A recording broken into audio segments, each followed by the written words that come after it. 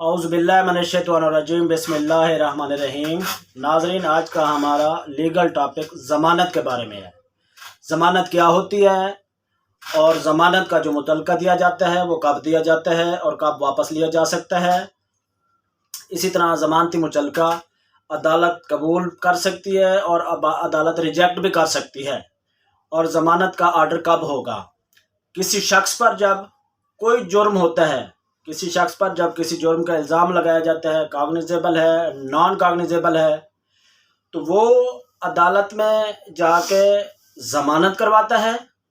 ज़मानत के बाद अदालत आर्डर करती है कि मुल्ज़िम को कि आप जो है 50,000 का, लाख का, 2 लाख का, 5 लाख का, ये अदालत की डिस्क्रिशन है। अदालत आर्डर करती है कि इतने अमाउंट का आप मुचलका श्योरिटी बॉन्ड यानी कि जामिन का मुचलका, ज़मानत जो है ये ज़मीन के कागजात, जिस अमाउंट की अदालत आर्डर करेगी वो भी अदालत में ज़मीन के कागजात भी जमा करवाए जा सकते हैं, नकद कैश भी जमा करवाया जा सकता है और बॉन्ड्स भी जमा करवाए जा सकते हैं।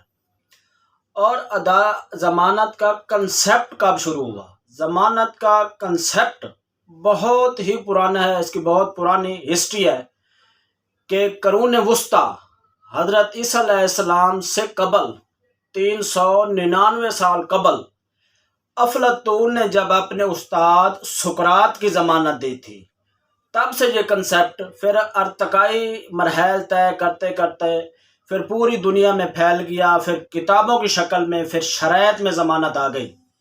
तो ज़मानत जो है ये ट्रायल से पहले पर अरेस्ट बेल पर भी दी जा सकती है, आफ्टर अरेस्ट बेल में भी दी जा सकती है। ट्रायल शुरू हो जाए तब भी ज़मानत अदालत के हुक्म के मुताबिक ज़मानत दी जा सकती है।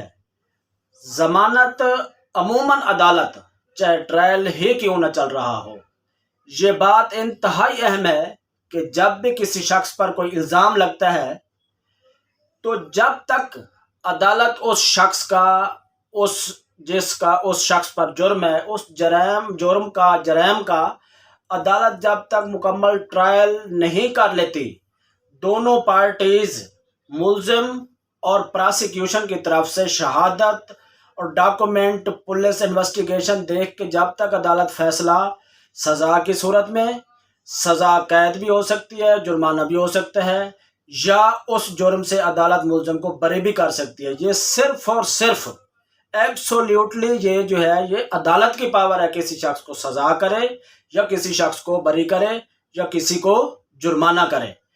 तो जब किसी शख्स पर जुर्म होता है, उसका चालान 173 की रिपोर्ट अदालत में आती है, तो ट्रायल शुरू होता है, मुल्ज़िम गिरफ्तार होता है और मुल्ज़िम जेल में होता है। तो अदालत ये सोचती है, ये कानून भी है कि अगर साल ट्रायल चलता है, 2 साल चलता है, तब ट्रायल के बाद अगर एक शख्स बरी हो जाता है तो वो 2 साल जो जेल में पड़ा रहेगा, कैद में रहेगा, उसकी आज़ादी जो है वो छीन ली जाएगी, स्नैच कर ली जाएगी। तो वो किस खाते में जाएगी। तो अदालत ये चाहती है कि उस मुल्ज़िम से ज़मानतनामा लेकर उसको आज़ाद कर दिया जाए, ताकि वो उसके ऊपर जो इल्ज़ाम है उसका आज़ादाना तौर पर दिफा कर सके। तो इसलिए ये ज़मानत का जो कंसेप्ट है ये बहुत ही मजबूत है और बहुत ही पुराना है। तो अदालत उसको ज़मानत पर रिहा कर देती है। उसके बाद जो है अदालत फैसला करती है कि ये इस पर जुर्म साबित होता है तो सज़ा होगी, अगर जुर्म साबित नहीं होता तो वो आज़ाद और बरी हो जाएगा। तो ये इंतहाई अहम टॉपिक था जो आपसे शेयर करना ज़रूरी था। बहुत बहुत शुक्रिया।